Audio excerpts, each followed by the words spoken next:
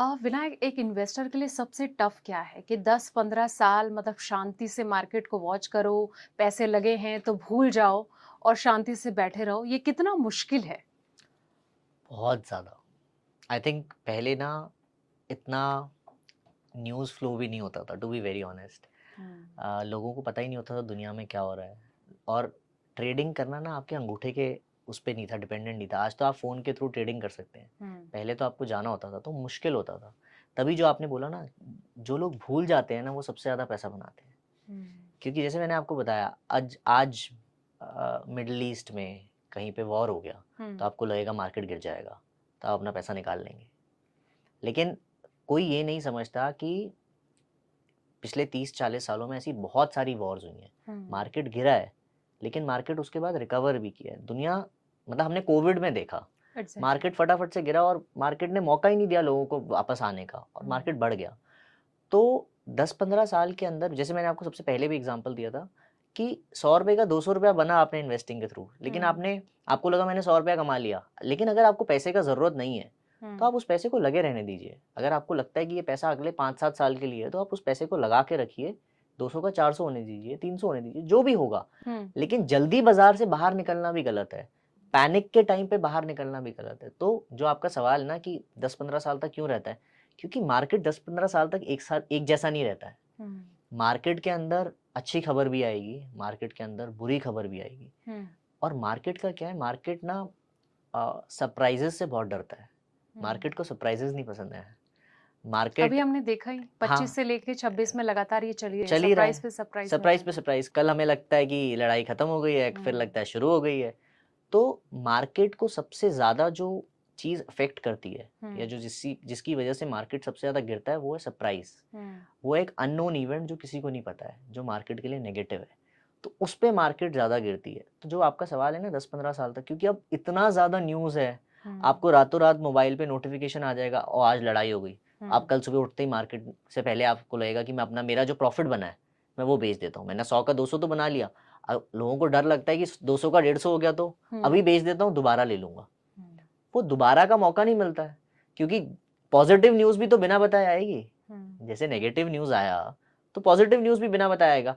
अगर आपने 100 का 200 पे बन गया और आपने 150 पे निकाल लिया और पॉज़िटिव न्यूज़ आ गया, तो आपने फिर दोबारा बाज़ार 200 हो गया, हुँ, तो आपका ₹50 का रिटर्न तो चला गया ना।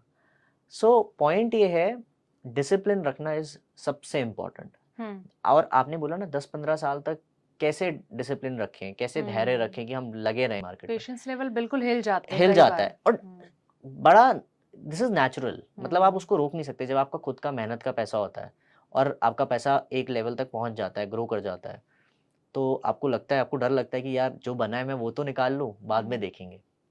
बट आई थिंक इसके लिए मैं लोगों को यही बोलूँगा कि आप ना अपना टाइम होराइज़न देखिए। अगर बाज़ार में जो हो रहा है वो सब ठीक है, मतलब हुँ, ऐसा नहीं है कि आप अपने एसेट्स को मॉनिटर मत कीजिए। आप अपने एसेट्स को मॉनिटर कीजिए, देखिए आपकी इन्वेस्टमेंट सही दिशा में जा रही हैं, गलत दिशा में जा रही हैं। हुँ, लेकिन उनको ज़्यादा मत टाइम करने की कोशिश कीजिए कि अच्छा अभी लड़ाई चालू होने वाला है तो मैं बेच देता हूँ, कुछ और होने वाला है तो मैं फिर बेच देता हूँ, फिर मैं बाद में खरीदूँगा। ये सब मत कीजिए। अगर आपको लगता है कि आपके आपके पास टाइम है कि आप इन इन्वेस्टमेंट्स को अगले 5-7 साल तक, 10 साल तक रख सकते हैं, हुँ, तो आप रखिए। मार्केट जो भी हो रहा है शॉर्ट टर्म में हो रहा है। हुँ, लॉन्ग टर्म में ये सब चीज़ें स्मूथ हो जाती हैं, ये सब चीज़ों का इफ़ेक्ट लॉन्ग टर्म में बहुत लंबा नहीं रहेगा। हुँ, तो शॉर्ट टर्म का इफ़ेक्ट है, उसको आपको राइड करना पड़ेगा। हुँ, शॉर्ट टर्म की जितनी फ्लक्चुएशंस हैं, you have to ride that. Hmm, उसकी वजह से आप अपना पोर्टफोलियो का डिसीजन मेकिंग मत बनाइए। डिसीजन हुँ, मेकिंग बनाइए अपने पोर्टफोलियो की लॉन्ग टर्म के हिसाब से। हुँ, क्योंकि जब आप शॉर्ट टर्म में बनाते हैं, हुँ, तो आपको टैक्सेस भी देखना है, आपको बिल्कुल। खर्चा भी देखना है, हुँ, एक्सपेंस भी देखना है, आप ब्रोकरेज भी देते हैं। हुँ, तो जितनी जल्दी आप अपना पोर्टफोलियो चर्न करेंगे, आपका खर्चा बढ़ेगा। हुँ, तो सिर्फ मैं ये नहीं कहूँगा अभी भी व्यूअर्स को कि अपने पोर्टफोलियो को मॉनिटर मत कीजिए। It is important to monitor your portfolio, but don't try to take quick actions. Short term fluctuations की क्या ऐसा हो सकता है कि दुनिया में लड़ाई सालों साल चलती रहे? हुँ, हो तो सकता ही है, लेकिन कितने परसेंट पॉसिबिलिटी है? हमें पॉसिबिलिटी पे काम करना है। हुँ, और क्या वो लड़ाई अगर सालों साल चलेगी, तो क्या हमारा देश उसमें इतना इन्वॉल्व हो जाएगा कि सालों साल तक हमें इम्पैक्ट पड़ता रहेगा? हुँ, तो ये सब कुछ फैक्टर्स हैं जो हमें आई थिंक देखने चाहिए before making any decision. But to remain invested for 10-15 years, आपको धैर्य चाहिए, आपको पेशेंस कंट्रोल करना पड़ेगा अपने आप को, अपने इमोशंस पे कंट्रोल करना पड़ेगा. आई थिंक सबसे important game is not to क्या कहेंगे, not to get carried away. तो आप अपने पेशेंस रखिए अपने पास एंड अपना टाइम होराइजन लेके चलिए. That's all I would say. बिल्कुल। अच्छा विनायक, एक मज़ा मतलब एक स्मार्ट ट्रेडर वही होता है जिसने शॉर्ट और मिड में पैसा लगा के आज इतना बड़ा एम्पायर खड़ा किया रहता है, या फिर कहीं न कहीं वो लॉन्ग टर्म की तरफ ही जाता है? आई थिंक मैं ये बोलूँगा कि लॉन्ग टर्म की तरफ ही जाएगा. मुझे नहीं लगता शॉर्ट करके या कहीं न कहीं आप बहुत बड़ा एसेट बना सकते हैं. मुझे ऐसा लगता है कि most of the markets are specifically in India, we are hmm, मतलब ग्रोइंग इकोनॉमी. हमारा देश बढ़ रहा है.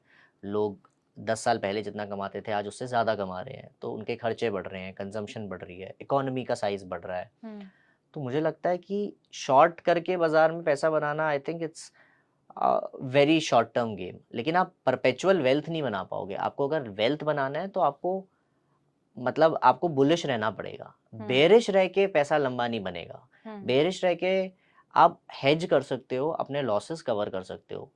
But as a wealth creation you have to be long, because see 10 साल के पिछले 20 साल के अंदर हर साल बाजार 10% बढ़ा है, 11% हुँ, बढ़ा है.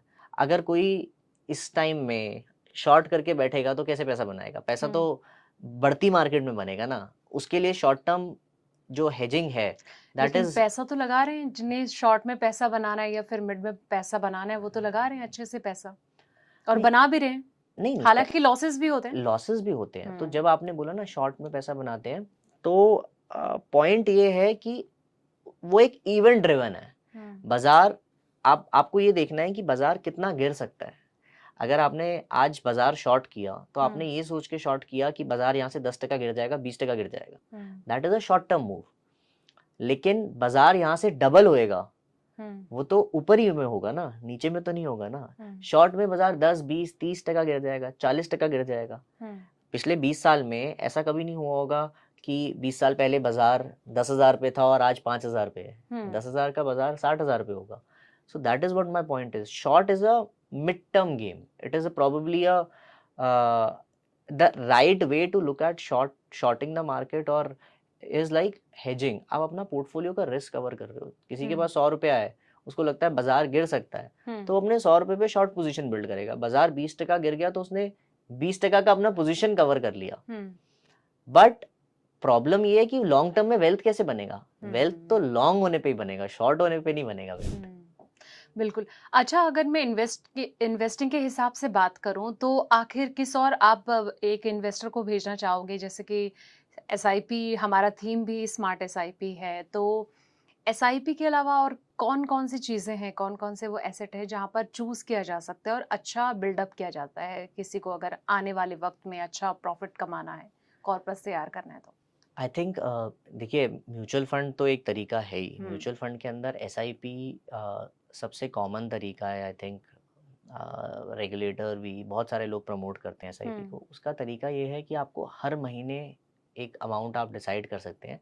एसआईपी इज लाइक जैसे आरडी लोग रिकरिंग डिपॉजिट बैंक में करते हैं, hmm, SIP is like doing that same thing in mutual funds but for a very long period of time. हाँ, और उसका करने का फ़ायदा ये है कि हर महीने एक तो आपकी डिसिप्लिन्ड सेविंग होती है.